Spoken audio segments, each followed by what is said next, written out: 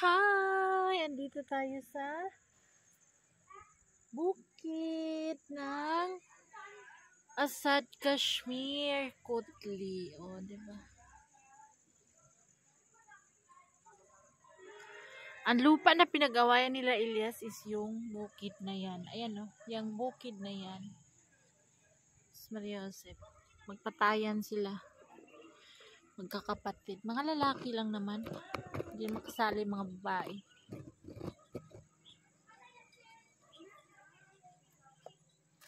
So guys, ano tayo kanina, dinner lunch tayo ng sabaw ng buto-buto, munggo. Ngayon, dinner natin is, Pakistan time is 5:30 ng hapon.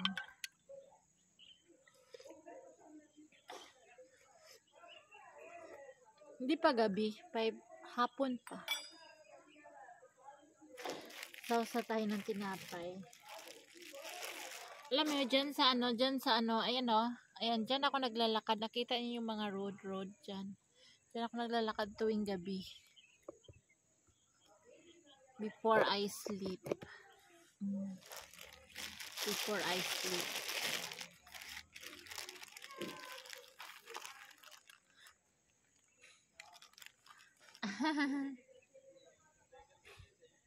Yung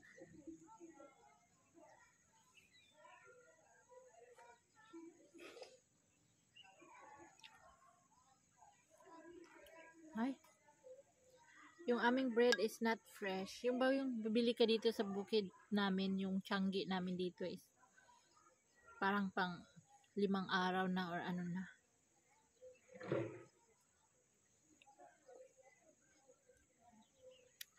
Amoy agup-up na siya, kumbaga malapit na masira.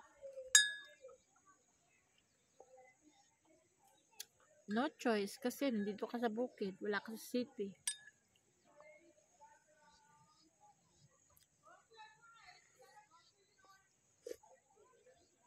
Pag sa bayan to galing yung mga ano dito sa amin.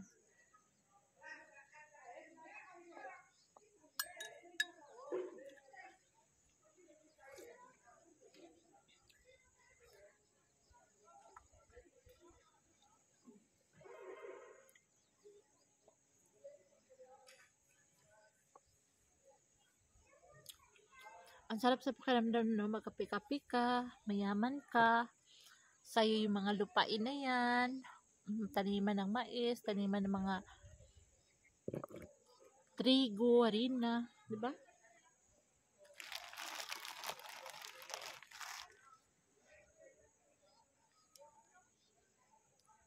Kaso yung aking asawa is walang pangarap. Ako mataas ang pangarap. Kaso na ano, kalapating mataas ang pangarap.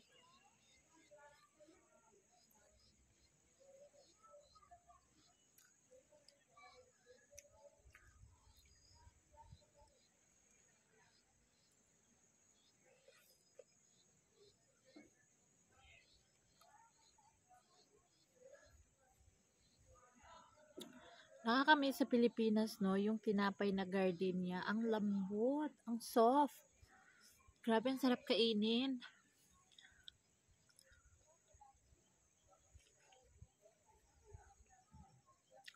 Pwede na kahit walang palaman. Unlike dito sa kinakain ko na ano, parang kulang ng gatas na parang ewan.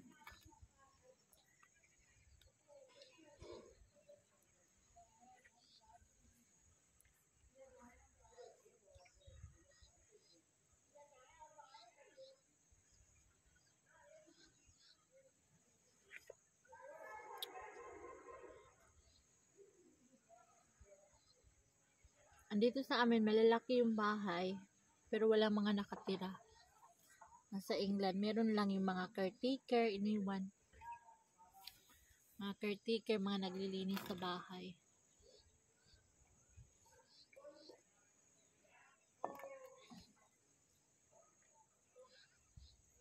Kita niyo yung ano, aloe vera ng aming kapitbahay.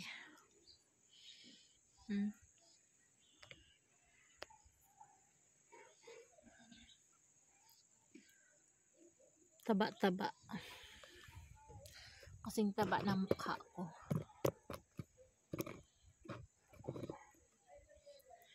Pika-pika. Ano?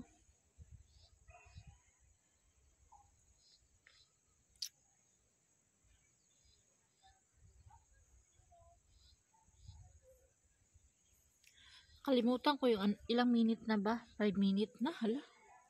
Nagkape lang. Kailang higop lang ko, 5 minutes na. About dun sa sa school nila Myra ilipat sa public. May nabasa ako, ilipat sa public. Guys, may dito. Ang public dito, mas higit na namamalo kaysa sa private. Ang public dito, guys, naku, walang patawad. Hinahataw talaga ng stick. Meron nga kami dito mga kapitbahay. Kalapit dito sa amin. 15 years old na yung lalaki. 16. Talagang yung parents niya is tawag nating ganun talaga, kuripot talaga as in. Hindi binilhan ng uniform. Pumapasok lang na nakapag-Pakistani na damit lang, yung panlalaki, yung pangtaas na parang mahaba, tapos ganun yung suot nila. Ganun lang suot niya araw-araw. Ako, anhin mo ba yung pagsabihan ka? Takutin mo lang ba? Ang strategy dito ng mga teacher is hindi maganda. Ginagamit agad yung kamay nila. Hindi nila binibigyan ng warning, kumbaga ganyan. Bakit ka ganyan lagi araw-araw nakasuot ng ganyan Pakistani, yung ganyan damit? Wala kang uniform? Pak. Stick agad. Bawat school dito merong stick sa eskwelahan. Tapos alam nyo, umuwi yung binatilyo, umiyak. Sobrang hagulhol niya. Kasalanan din naman ng mga magulang. Ang tagal na nag-umpisa ng klase, hindi pa binilhan ng uniform. Yung kasi nagkaganyan talaga. Dito sa bukid talaga, yung mga parents ito talagang ganyan sa pera sila. Kasi nga pag panahon ng gutom, ganyan-ganyan, taglamig, walang trabaho yung tatay, ganyan, may madudukot. So, ganun talaga dito sa bukid. Ganun, humahagulhol yung bata. Ganyan. Bakit ganyan-ganyan? Walang pangbili ng uniform. So, binigyan ng pambili ng uniform ng tatay. Saka pa binilhan ng uniform nung napalo na nasa eskwelahan. Nung nag-start ang eskwela, hindi binilhan. Nung napalo na yung anak niya, binatil yun na. Parang si Bilal. Saka pa binilhan. Hiya na yung bata, umiyak na. Siyempre, napahiya kasi eskwelahan, di ba? Ganyan. Pag public dito, grabe mamamalo. Kaya nilagay ko si Myra sa kasi Sami sa semi-private kasi alam ko na ang private is they need money than public. Although, ang public kasi sobrang yan. Kumbaga i-care nila yung mga bata kasi they need more customers or they need more student, kumbaga para kukita sila. So ang public walang pakialam yan. Kaya dito kahit naglalaro dito yung mga bata, sila Sami, yung mga maliliit ditong kapitbahay sa amin, naririnig ko talaga na ang palo or ang stick is mula umpisa pa lang ng kinder, maliit kasi naglalaro sila dito. May stick kasama talaga. Naglaro-laruan sila. Sabi naman nung kalaro ni Saming maliit, dati pa yung maliliit pa sila. Basahin mo to, ang stick na kaganyan na. Tapos pag hindi nababasa ng bata, papaluin kunwari, ilagay mo yung kamay mo dito. Pak, maliliit pa yan, naglalaro ha. So, ganun talaga. Sabi ko, ganun talaga dito ang pag-aaral talaga. Talagang pinapalo ang mga bata. So, hindi naman pwede yun. Maliliit na bata. Magkakatrauma yun, di ba? Sa atin, malaking trauma yun. So, ganyan. Pak. Maliliit pa lang sila ng mga bata, gano'n na sila magtuturo, ginagaya nila yung mga teacher nila, ang lakas ng boses, pasigaw. 'Di ba sa atin magtuturo tayo the way we with love. Dito, naku, pasigaw talaga, pati yung paglalaro ng mga bata, kuhang-kuha yung mga sinasabi ng kanilang mga teacher, mga maestra, talagang pak pak pak yung mga sorry, yung stick talagang nagdala. At saka yung salita nilang talagang pasigaw. Ganun dito. Kahit dito meron malapit kami sa sa school na public school. Talagang malapit din naman ang school nila, Myra. Mga lang. Mga 10 minutes walk lang siguro. Pagkalapit lang yan sila, public na pambabae, saka medyo private na pang school. Hindi na ako nagtaka dito kasi mga bata ginagaya ang mga teacher. Tuwing naglaro-laruan sila, ang mga bata talagang kung sinong miss dyan, kung teacheran sila, meron silang stick. Talagang ginagaya nila, pinapalo nila yung kalaro nila. Sabi ko, hoy, hindi ganyan. Kasi nakakamasid ako pag naglalaro sila. Di ba maliit yung namin, yung room namin. Doon sila naglaro sa loob namin. Hindi ganyan. Bakit ginaganyan? Baka ng teacher ninyo? Oo, mama. Sabi naman kapitbahay. Oo, auntie, ganyan. Papalo kami pag ganyan. Pag nakaupo ka, upo lang talaga. Bawal maingay. Di ba sa atin, pag nasa loob na ng classroom, ang ingay natin, mga Pilipino student. Di ba sinong relate? Sinong relate dito? Dati, huy, may ganyan gitu, ganyan. Kanya-kanyang chismis tayo, kanya-kanya tayong friend. Dito hindi. Pag nasa school ka na, upo ka talaga ng upo. Pag tawagin ka ng teacher, saka ka lang tatayo. Ganun ka-strict dito. Lalo na pag public ka mag-aaral. Naku, andyan talaga yung stick na 2 dipa. Kaya natakot ako dati sa Nilagay ko sila, Myra. Kaya naisipan ko sa medyo private. Hindi naman kamahalan ng nila, Myra, semi lang. Kasi pag sabihin mong private dito sa Pakistan, sa city, ako 200-300,000 ang tawag nito, ang isang isang buwan ata yan, yung pang international school. 'Di ba meron sa atin yan yung mga Montessori, yung mga Brentwood, ganyan, napakamahal yan. Dito ang tuition ng mga mayayaman. Kasi din, nagtrabaho sila sa ibang bansa, ganyan. Yun ang school nila dito, kaya hindi ko sila pwedeng ilagay sa public kasi pinuforce talaga yung mga hindi dahan-dahan. Kumbaga sa kanila diretsuhan. Hindi pwede yun sa kanila, Myra, at saka sa amin, hindi sila dito nagmula na pumapasok. Marami silang pinagdadaanan, may Bisaya, may Tagalog, ngayon naman dito. So yun, sabi ko talaga mahihirapan tong mga anak ko sa pag-aaral. Nalilito sila. So ngayon, hoping what God have plans for my family, for us, Elias family. Lagi lang ako nagdadasal na, God, whatever have you plan for us, kaya kong tanggapin kung kahit anuman. Diba? Anumang darating pagsubok sa buhay natin.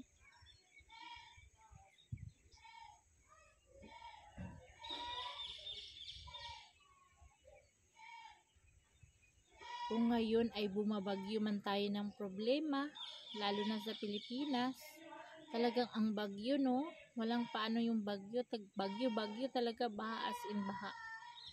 Swerte na nga tayo dito yung hindi tayo binabagyo. Dito, umuulan man, hinahangin man, pero malayo kami sa ilog.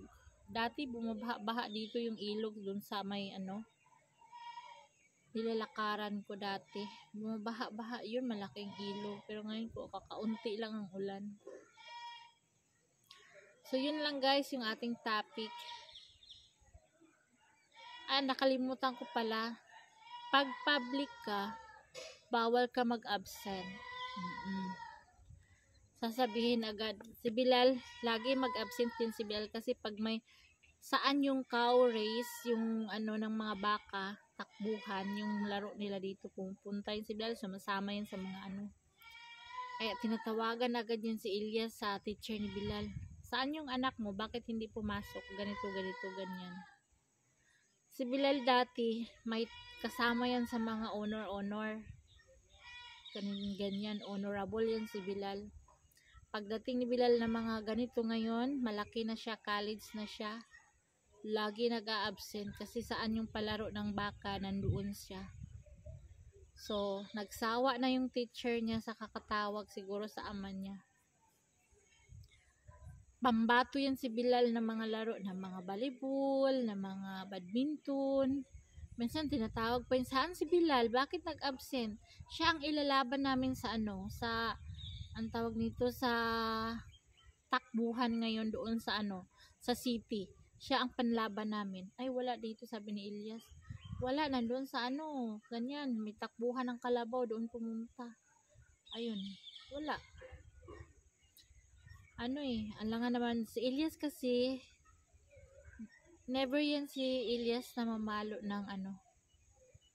I think mabilang lang ang pagpalo ni Ilyas ng mga anak ko, pero pag once na mamalo si Ilyas, mawingig ka talaga kasi suntok ang abot mo dito or sampal. Si Bilal dati nung maliit na sampal yun siya nag-ano din siya na masakit yung tainga niya dito. Mga ilang buwan yun yung iniinda, masakit daw. Tapos to yun naman si Sammy, ganun din gawa niya. Si Myra lang ang hindi napalo niya. Si Myra, si Bilal, si Sammy niya napalo ni Ilyas dito sampal. Sabi ko, pag namalo ka, wag sa ulo, wag sa mukha. Diyan sa puwet. May katawan naman bakit sa mukha, sa ulo pa talaga? Diyan kami nag-aaway ni Ilyas.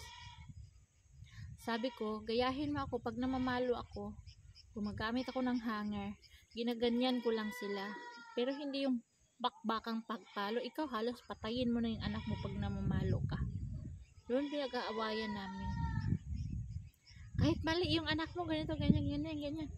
Oo nga, mali na siya, mali na, pero hindi tama yung ganyan yung halos magpatay ka ng mga ano dyan, halos magpatay ka ng daga, ganunin mo pagpalo, hindi man ganyan. Sabi ko sa kanya. So, minsan lang siya mamalo, pero parang 50-50 din pag mapalo siya. Ako, parang lagi ako nagdisiplina sa mga bata. Alam mo mga bata, makulit, diba? Pag makulit na talaga, kuha ka ng hanger, ganyanin mo. So, yun, hindi naman basta, palo as in palo talaga. Wala sa atin nanay, yung kunting lang, ganyan lang natin, diba? Pantakot lang ng mga anak natin. Yun, magkaiba kami kay Ilyas. So, yun lang guys, ang diferensya sa public at saka sa private school. Ang public is puspusang pag-aaral talaga, bawal absent, bawal ganito. Kasi Myra, minsan pagtutupakin, hindi pumapasok yan. Myra, oo. Lalo na pag Saturday. Kasi, bakit daw siya papasok sa Saturday? Isang araw lang daw ang pahinga niya. Minsan, hindi yan siya pumapasok pag Saturday. Pag siya, tinutupak. Ganun siya. Hindi yan sa tumatayo. Kahit anong gising mo dyan, sigaw ko dyan, hindi yan tumatayo. Pag Saturday.